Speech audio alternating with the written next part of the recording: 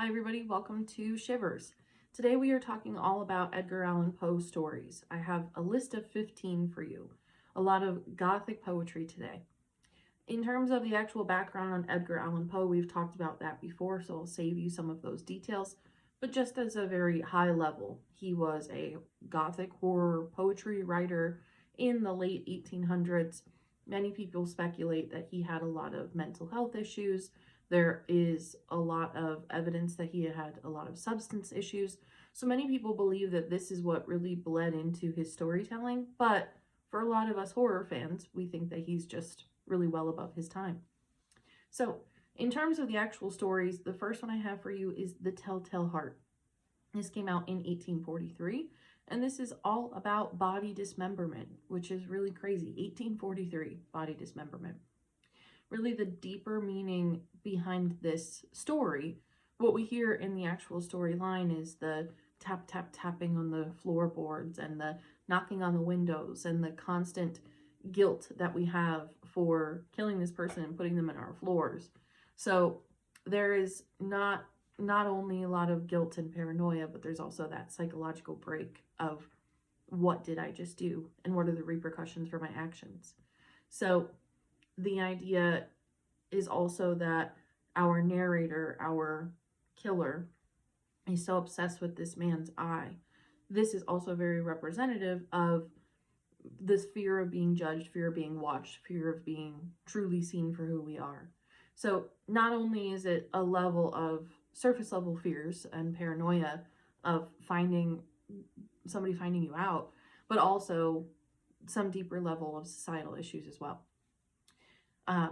I did ask ChatGPT to rank all of these in terms of scariness. They believe this is an 8 out of 10 scary. It's kind of fun to see the robots' ratings for these.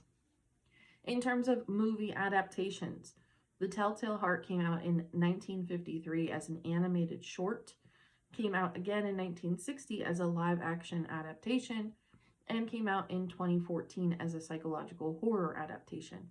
All relatively low budget, but fun to watch nonetheless. Next up, we have The Black Cat. This came out in 1843 also, and this is very triggering for a lot of people. This is all about kind of obsession over animals and pets and animal abuse. This is really digging deeper into those mental illness issues, psychological issues, manifestations of guilt. We have a lot of substance issues that are seen in this story too, with alcoholism, the dark urges of human nature. This is the idea of a lot of killers in real life start with animals, start with cats. So this is very much in relation to that mentality. In terms of scare from ChatGPT, we have a 9 out of 10 for this one. And for movie adaptations, we have The Black Cat from 1935. This is starring Bela Lugosi and Boris Karloff. And Two Evil Eyes in 1990, a modernized take on the story directed by Dario Argento. Later in the list, there is another one that mentions Two Evil Eyes. So Two Evil Eyes is a little bit of a compilation of many of these stories. Next on our list, we have The Fall of the House of Usher. This came out in 1839. This is all about this very illustrious rich family. Roderick and Madeline Usher are siblings. I believe they're twins. And they live in this beautiful, beautiful house. They believe, well, Roderick believes that the house is haunted and has supernatural elements, and that these supernatural elements are killing his beloved sister. He is obsessed with his sister, and she has a new fiance. So the fiance comes to their house, and then all of these things start going on, and Roderick's like, well, you're never going to marry my sister because she's going to die any day now. So the deeper meaning of this is being a little too close to family, the almost imminent collapse of families and aristocracy that just doesn't uphold over time. And at the end of this story and at the end of the movie, the house itself literally falls and crumbles into the ground. So we have that as the representation of the family as well, and the illustrious nature of the family too. This from ChatGPT has a 7 out of 10 scary. I don't think this movie or this book is really scary at all. It is more poignant and purposeful. But we have The House of Usher that came out in 1960. This is starring Vincent Price. This is what I have seen. This is what I enjoy. I love Vincent Price. And so I think if you want a really good adaptation of the book, go watch that movie. And we also have The Fall of the House of Usher, which is the Netflix series from Mike Flanagan that came out in 2023. He has made over a lot of classic stories. I'm very excited for whatever comes next. But The Fall of the House of Usher really brings this into a modernized take of this family, these Nepo babies, all of that type of stuff. It's wonderful. I can't say enough good things about Mike Flanagan. Next up, we have The Mask of the Red Death. This came out in 1842. This story is much more like school literature vibes. This is all about Prince Prospero attempting to avoid this plague. So he has a wonderful big house with a big ballroom. He has now basically disguised each of these rooms in his ballroom in his house to hopefully escape the plague and escape the people who have the plague. So it's really about running away from the inevitable. It is about fears of dying, fears of doing anything you can to stay alive, knowing that even though you are illustrious and have this beautiful big house, you can't outrun a plague. And no matter how much money you throw at it, it's not going to stop you from getting sick either. So fears of death, fears of knowing that you have all of this material stuff and you can't do anything about it. So there's a theme that we're starting to really see paint over everything here. In terms of scare, ChatGPT said this is 7 out of 10. Again, I don't think that this is really scary. It's more poignant, but nonetheless, The Mask of the Red Death was a movie in 1964, also starring Vincent Price. This is entertaining. It's not necessarily great. It's not one I wouldn't necessarily recommend, but it gets the point across nonetheless. Next up, we have The Cask of Amontillado. This came out in 1846. This is almost equal to The Telltale Heart, in my opinion. This is where we have Montresor, who is backstabbed by this man named Fortunato. He then lures Fortunato down into these catacombs, into these tunnels, and buries him alive behind a brick wall. So it is very scary. It is very violent. It is something that I really think is another one that's kind of ahead of its time. This is also really reflective of what is the cost of holding a grudge and how long and how strong are we going to hold on to those grudges. When does revenge turn into vengeance? You know, what is the tipping point? So in terms of scares, I do think that this is relatively scary. I would put it in the same category as The Telltale Heart. ChatGPT says this is 8 out of 10. Sure. Sure. There are no movie adaptations of The Cask of Amontillado, so I'm interested to see if that kind of comes out sometime soon. Next, we have Ligeia. This came out in 1838. This is a love story. So not only does Edgar Allan Poe really do a great job of creating these gothic poetry stories about mental illness, substance abuse, things like that, but also the romance side of it. Again, that's where like the gothic horror, the gothic nature of these stories really comes from, is because many of them have that underlying theme of love and romance and even hopeless romantic a little bit.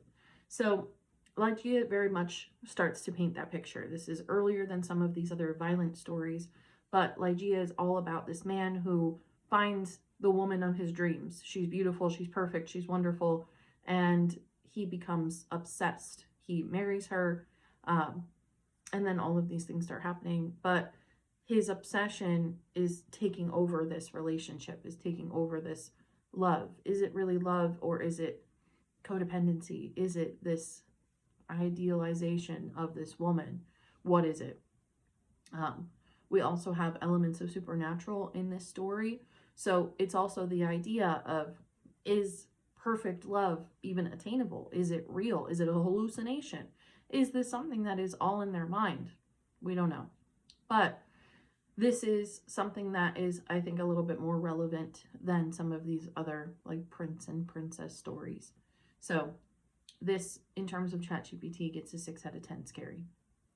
The Tomb of Ligeia in 1964 came out as part of Roger Corman's Poe series. This is also starring Vincent Price. I have not seen this, so I don't have any recommendations on it or not. But again, I really like the lines that are ending up bleeding between romance and the psychological hallucination, supernatural fears. Next up in 7, about halfway through, we have William Wilson. This came out in 1839. This story follows William Wilson, who sees a doppelganger who has his same name, same characteristics, and basically follows him around. So it's this representation of our consciousness coming to life. If we were to meet ourselves, what would we think of ourselves? If we were a character in our own lives, we were a friend to ourselves, how would we show up? Who would we be? How would we act? How do other people see us? So it is very much a reflective story, more so than actual scary story. This is all very much a thought on how would we act if we met ourselves, which is a little bit different for Edgar Allan Poe. In terms of scares, ChatGPT says it's 6 out of 10. I don't think it's scary at all. And in terms of movies, we have Spirits of the Dead from 1968. This is directed by Louis Malle, starring Alan Dillon. So this is very much not a popular Edgar Allan Poe story, but very, very much in the realm of Twilight Zone. So when you are reading this story, it is almost seen as the grounds level for a Twilight Zone episode, or even Black Mirror episode for that. Next up, we have my favorite. This is The Pit and the Pendulum. This came out in 1842. Of course, it is violent, it is gory. It's going to be my favorite. This is a little bit historical, but the story itself is really great. So in terms of synopsis, I will just read it to you. Sentenced to death by the Spanish Inquisition and finding himself in a dark, dank dungeon where he must endure a series of horrific tortures, including a razor-sharp pendulum slowly descending towards him and walls that gradually close in, forcing our narrator towards a gaping pit in the center of the room. Just as he's about to fall in, he is miraculously rescued by a French army, representing a last-minute escape from his seemingly inescapable fate. This is all about fears of dying. What control do I have? When can I save myself? What can I do to save myself? Am I trapped? Am I stuck? This is really all about survival. What will you do to survive? Which is, again, from the violent perspective of the pendulum, very representative of Saw. We do see this same style in one of the Saw movies, where we have the cop. Oh my god, I'm blanking on his name. The cop with the black hair he wants to kill the person who killed his sister. So he puts him on the table and has the pendulum swinging back and forth. It's an unfair trap in terms of Saw, but it is reflective of this story as well on screen. And in terms of the actual movie for The Pit and the Pendulum, that came out in 1961, also starring Vincent Price. At number 9, we have Bernice in 1835. This is considered to be the most violent of Edgar Allan Poe's stories. This is wacky. It's different. But this is all about a man who meets this woman named Bernice, who is his cousin. She's dying of some unknown disease. It's basically ravaging her body. Everything except for her teeth. So her teeth are staying absolutely perfect. And this man, her cousin, is obsessed. So he becomes what is called a monomania, which is somebody who is absolutely obsessed and fixated on one specific thing. He believes that Bernice is now dead. He buries her, and when he buries her, he then says, "Oh, I just can't stop thinking about her teeth." He then exhumes her body, rips all her teeth out in this manic phase, and then realizes that she's still alive. So not only did he rip her teeth out while she's still alive, he also buried her while she's still alive, which is another blanket thing that Edgar Allan Poe does. He buries a lot of people alive. So is this maybe the fear of the generation? I don't know. But it is something that is seen in many of these stories. Again, because this is the most violent considered Edgar Allan Poe story, ChatGPT says that this is a 9 out of 10 scary. At number 10, we have The Facts in the Case of M. Valdemar. This came out in 1845. This is all about kind of hypnosis and these trance-like states. So this, a lot of people believe, is very representative of Edgar Allan Poe, kind of playing around with all of these substances, seeing what he is experiencing and turning it into these almost like experimental stories. So this is all about, from the perspective of a hypnotist, meeting this person who is on his deathbed and putting him into this mesmeric state, this hypnotic state, seeing if this man, Valdemar, is going to survive and tell him what he sees on the other side. So it's all about that exploration of near-death experiences, almost the Joe Rogan of 1845 of this DMT experience. But this is really also the idea of the crosshairs between science and death. Is science something that can be placated? Is death something that can be bargained with? Can we really see the other side before we get to the end? And this is where that Two Evil Eyes comes into play again. This is from 1990 and does have a couple of these Edgar Allan Poe stories within these episodes. Next up in 11, we have Metzingerstein. This came out in 1832. This is another one that is more historical. You could probably assume that this is in many American literature classes. But this is all about these two aristocrat families, the Metzingersteins and the Berlifitzings. And this is kind of similar to the Fall of the House of Usher in terms of actual storyline. This is all about all of these aristocratic families, these illustrious families, basically getting what they deserve. So it's all about karma. This is another story that has elements of the supernatural in it. We have a supernatural horse that is almost like a Trojan horse situation. So this is really all about karma, paying for your ancestral sins type of thing. In terms of scary, this is really not that scary. This is a 6 out of 10 by ChatGPT. And in terms of movie, this is Spirits of the Dead from 1968. This is adapted in this segment, directed by Roger Vadim. So, next up we have The Man in the Crowd. This is from 1840. Another one that is very Twilight Zone-esque. So, we have our narrator, who never shares his name, basically just wants to be this people watcher. Enjoys just sitting in crowds, looking at people, seeing what people are up to, really observing human nature. While he's doing this, he finds this old man in the crowd who is peculiar, who is off-putting slightly. He becomes obsessed with this man, follows this man around, and unfortunately we never really get a solidified ending. We just find out that this man is somebody who is part of the crowd. It's just another old man. But the whole idea behind this story is that you are sitting alone in a park bench and you are not connected to anybody who is out there. You are not connected to any of these people that you are people watching.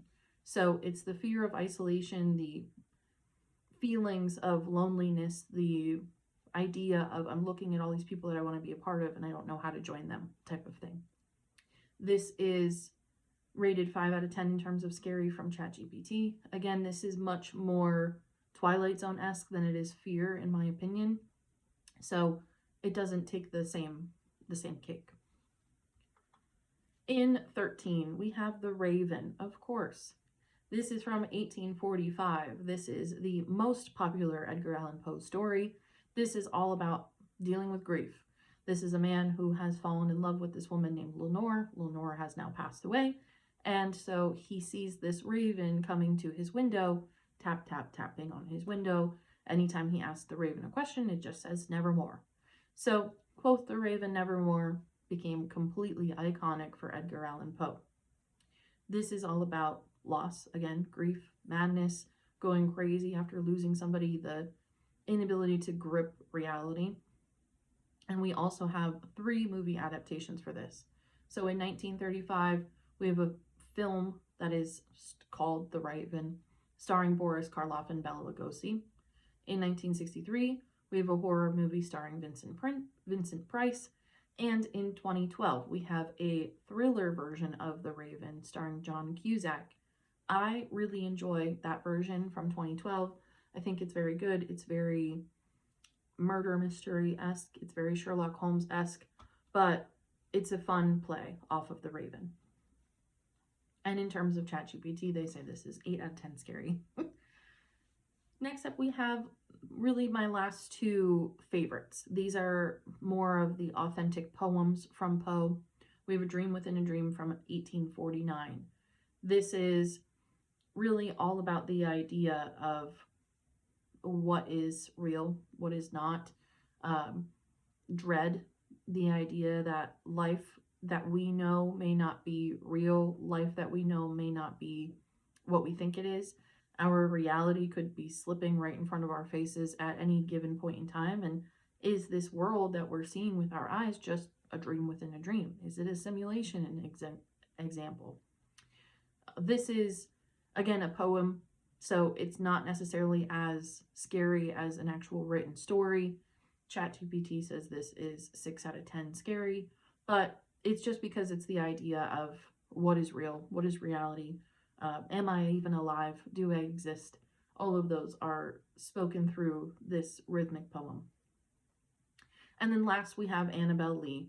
This is in 1849, and this is the final work from Edgar Allan Poe.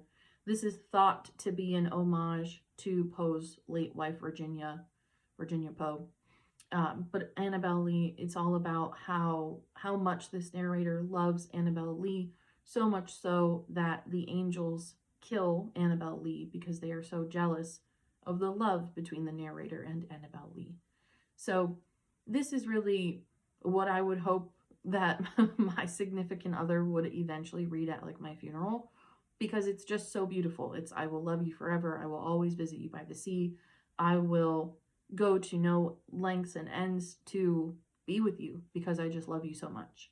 So this is very much a story that is about loss, grief. It's kind of the Raven, but a little bit more heartfelt. And this is the idea of, death is inescapable as well. So accepting that reality. Even though this was Poe's last story, his last written words were, "Lord, help my poor soul." So the exact circumstances of Edgar Allan Poe's death remain a mystery.